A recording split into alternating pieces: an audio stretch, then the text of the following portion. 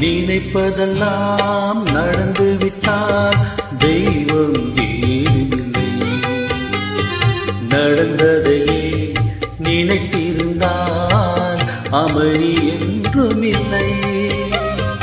நினைப்பதெல்லாம் நடந்துவிட்டால் தெய்வம் ஏதுமில்லை.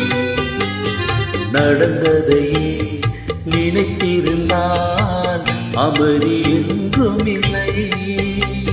முடிந்த கதை தொடர்வதில்லை இறைவன் கேட்டினிலே. தொடர்ந்த கதை முடிவதில்லை மனிதன்